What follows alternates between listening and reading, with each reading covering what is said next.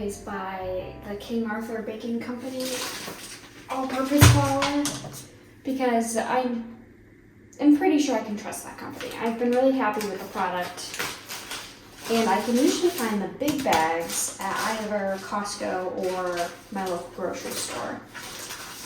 But this time around,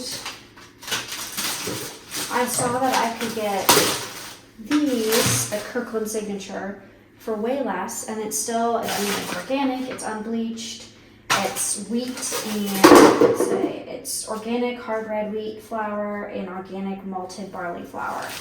That sounds good to me.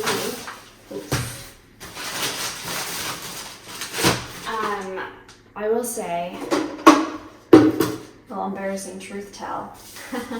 It wasn't until I actually read the ingredients that I realized what whole wheat meant. It means that it's just wheat. I always thought that it was like a different type of wheat was whole wheat, and then there was normal wheat. But the reason this isn't whole wheat, it's all purpose, is because there's barley in it. Doy. Anyway, so setting up the pantry. And yeah, I'm trying a new all-purpose.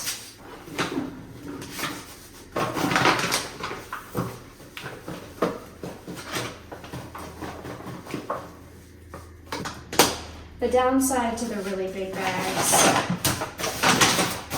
is it doesn't all fit in my container. So it's more convenient for use to have it in a container. I'm still storing it in the original bag, which is not necessarily the safest means of storage, especially here in Hawaii where pests are a huge problem, which is one of many reasons I'm trying to keep everything in a container. Today, part of the reason I'm updating the pantry is I'm actually making my sourdough starter. The first time I ever had my own starter, I actually bought it off of King Arthur Flour Company, King Arthur Baking Company, their website, and I bought it in like a powdered version, and it came to me in the mail. I followed the instructions and I had a starter real quick.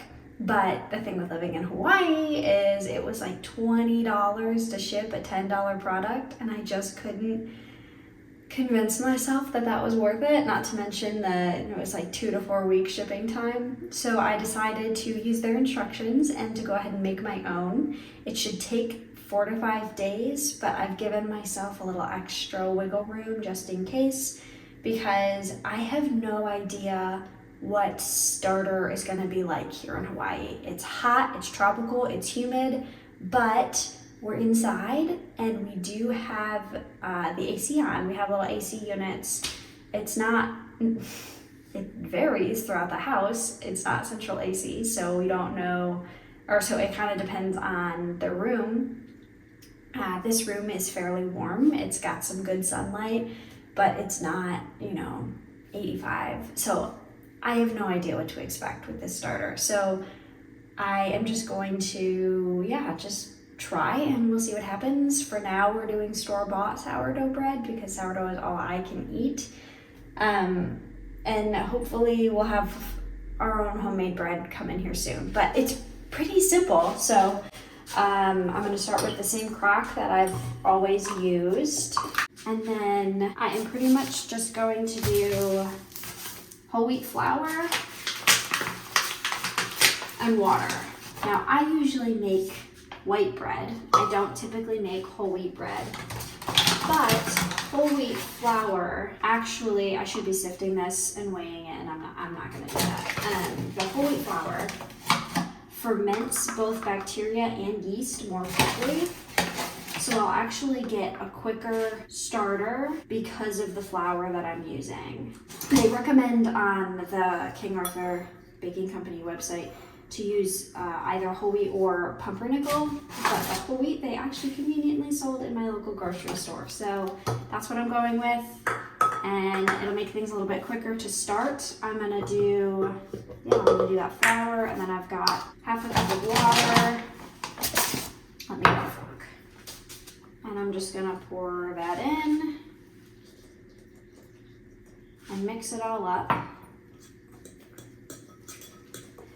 I'm only going to use whole wheat for my first feeding to quicken the fermentation process, but I want an all-purpose flour starter because, again, I make white bread. I make bread with all-purpose flour. I don't use a lot of whole wheat. So I'm just gonna do the first feeding whole wheat and then do all-purpose from there on out. And this is what it looks like. Day 1, step 1, it's just flour and water. I'm gonna leave it in this slightly warm spot that is out of the way, and I'm gonna let that ferment for 24 hours before I come back to it. In the meantime, I'm gonna clean up all of this and put it in my pantry.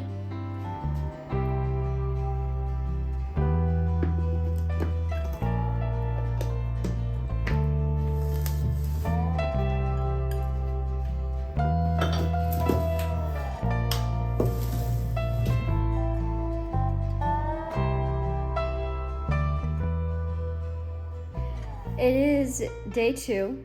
I have been unpacking and moving boxes, and right now I'm laying on the floor playing with Max, so I am covered in dirt and dust and sweat and grime and probably spaghetti sauce, because whenever you wear a white shirt with a kid, somehow, in some way, you end up with some sort of spaghetti sauce.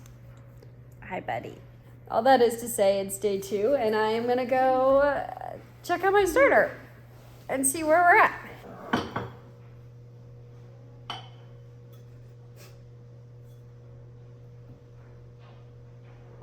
As you can see, it has not changed a whole significant amount, but if you look here on the edges, you can kind of start to see some liquid gathering.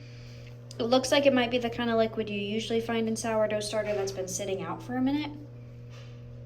So there's hope. It's normal for there to not be bubbling. Oh, but there is a teeny tiny little bit of bubbling. Right there. So that's a good sign. I'm gonna feed it with some all-purpose flour. I think I have to cut it in half first and then feed it. It should be a cup of flour and half a cup of water. I'll probably have to start weighing it, but I'm not going to right now. So that's what I'm gonna do right now. So I'm gonna take out a half a cup. My sister told me, well, that does start to have a bit of a startery texture. My sister told me that you shouldn't use metal at all in sourdough because it messes with the fermentation or some such. I'll have to ask her for details on that. But you're supposed to use wooden or glass, or, I mean, like here we have a crock, instead of using metal because the metal messes with it. So I'm gonna stop using, I almost always use a metal spoon, and I'm gonna switch to using this wooden spoon and a silicone spatula and see if that makes a difference in my starter. Unfortunately, I am going to throw away that extra bit. Normally I try to use my discard for other baking, but it's not technically discard right now, so I don't feel confident that it would be worth anything in baking. Max is currently trying to shove a pretzel in my shoe, and he succeeded. Okay, so flour in, and let me get my water. Slightly overflowing, cool water.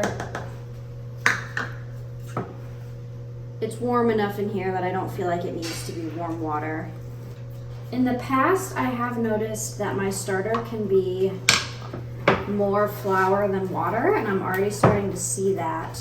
I'm wondering if it's because I don't sift my flour, because I cheat. So I might add a little bit more water if this stays. Yeah, this isn't. It's a really thick consistency. You see how thick that is? I've got to have more water. That's just not gonna work.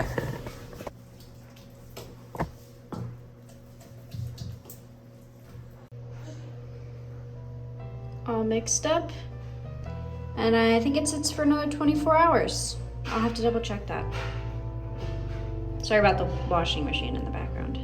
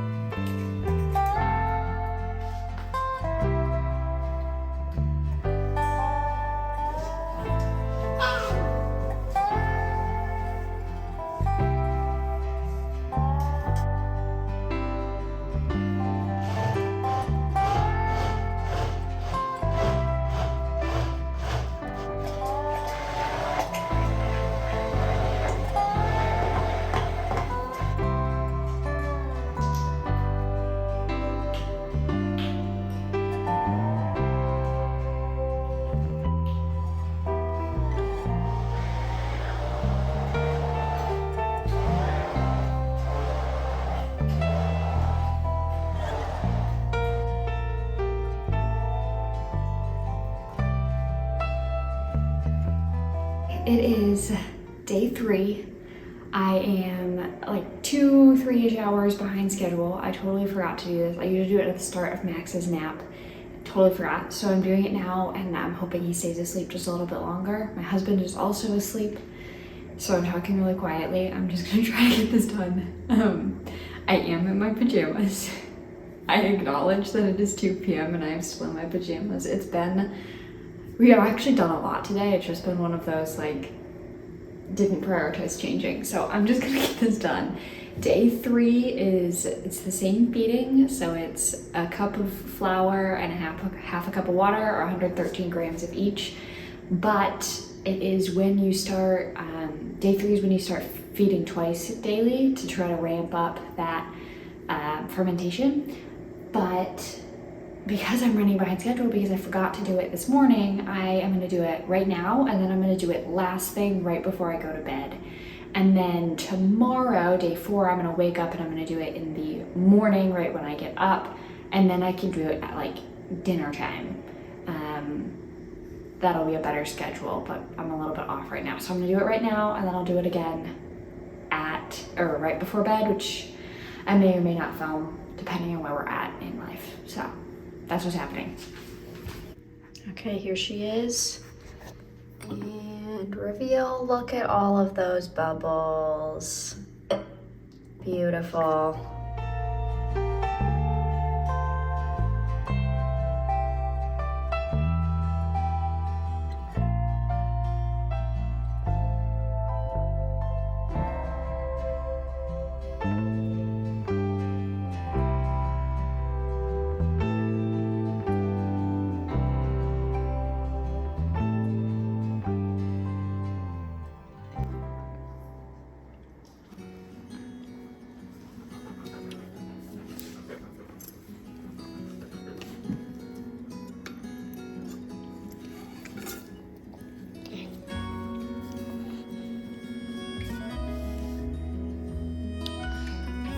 Do you need some water?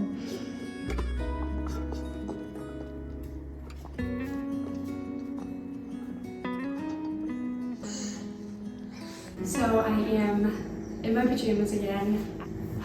I forgot to feed it last night before going to bed. Classic Katie error.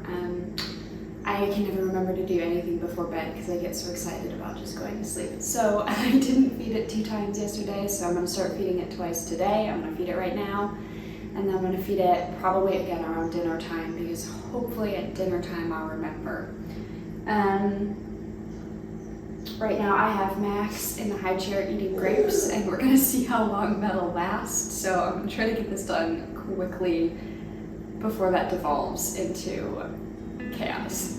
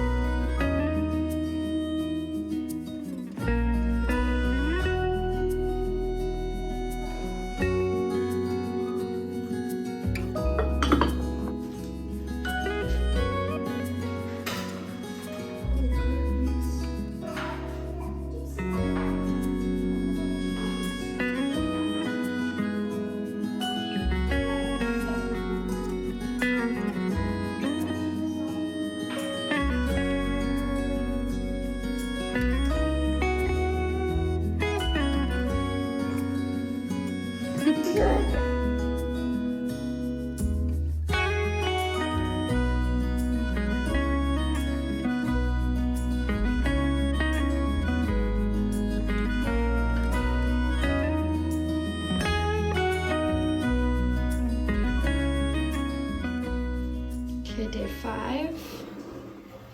See where we're at.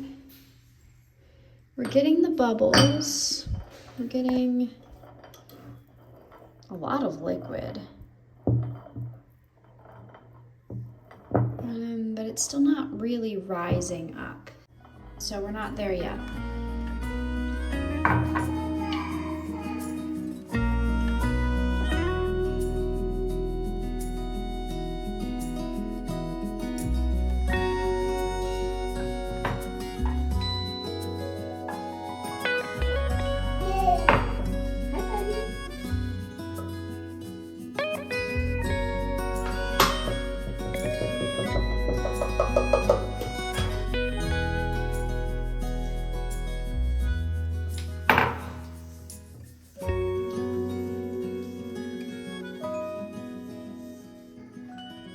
So at this point, this is day 5. I should start seeing a rise potentially, but it depends so much on the environment. So from now on, I'm looking more to see if it doubles in size. And once it starts doubling in size, I'll start feeding it every 8 hours / using it to bake / putting it in the refrigerator. Until then, I'm just monitoring. So I think that it'll probably be another day of 2 feedings a day every 12 hours.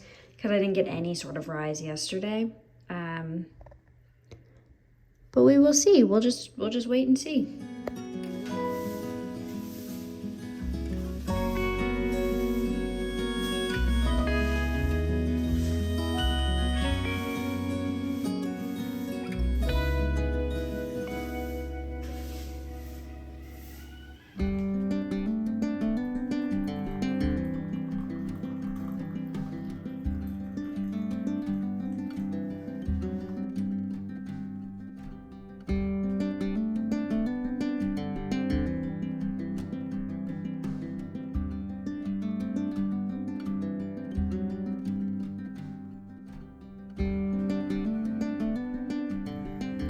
It's hard to tell, but I think we actually got some growth last night, which is fantastic news. Look how bubbly that is. Okay, I'm gonna feed it now and we'll see where it is in 8 hours.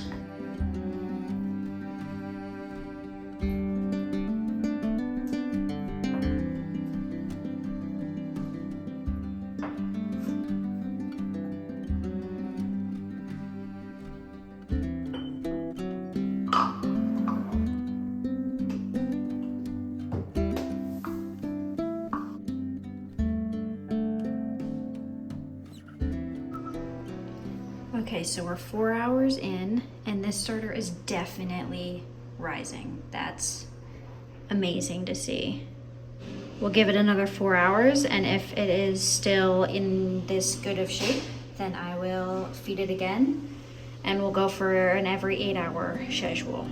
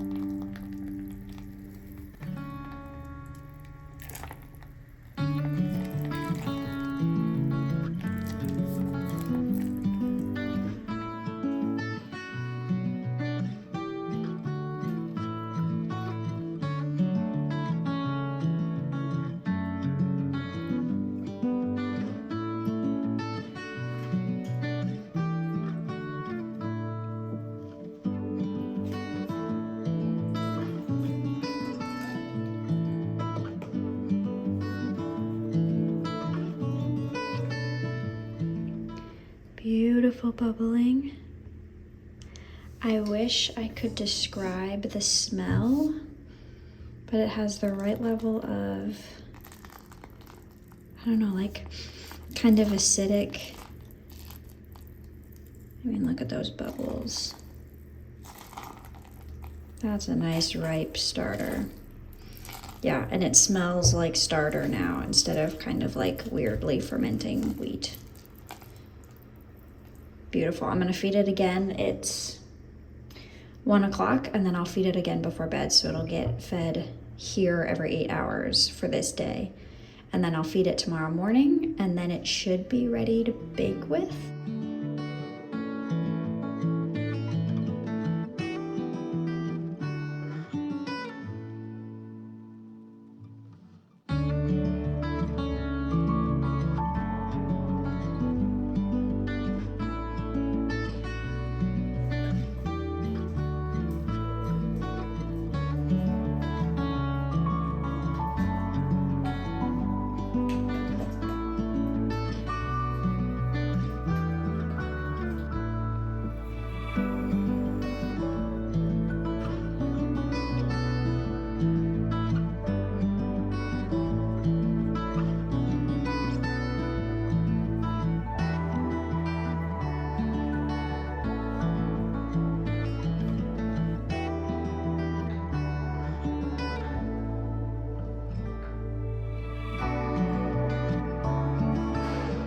And that's that, I guess, for this week. The starter is doubling in size easily within 8 hours. It's been more like 5 to 6 hours, I'm thinking, because it's so humid here and it is pretty warm in this area. So it's growing really quickly. I was going to make some bread right when I got it going, just to taste the bread, make sure everything was working smoothly. But I do not have time for that this week at this time. A lot of unexpected things came up. So I'm going to let it sit for 2 hours and then put it in the fridge. I will probably make bread next week, will probably be when I need some. So at that time I will pull it out, I will let it warm to room temperature, and then I will feed it again, and I will either use the discard from that feeding or whatever is ripe, depending on which loaf of bread I choose. But the moral of the story is I officially have functioning sourdough starter. The next step with this bad boy is to give him a name. And I don't know what I want it to be yet. My last starter was named Ham, after Bethlehem, house of bread. I don't know what this guy's gonna be yet, but it has to be punny and it has to be fun. So if you have ideas, let me know. Otherwise, I'll come up with something. Yeah? Yeah. I'm gonna make sure that Max doesn't stick his hand in the dog water bowl, and there he goes. Thank you so much for watching this video. I hope that it was enjoyable and that you learned a little bit about sourdough. And if you know more about sourdough than I do, please share that information, because I am definitely still a beginner and I love the learning process. And on that note, I will see y'all in the next video.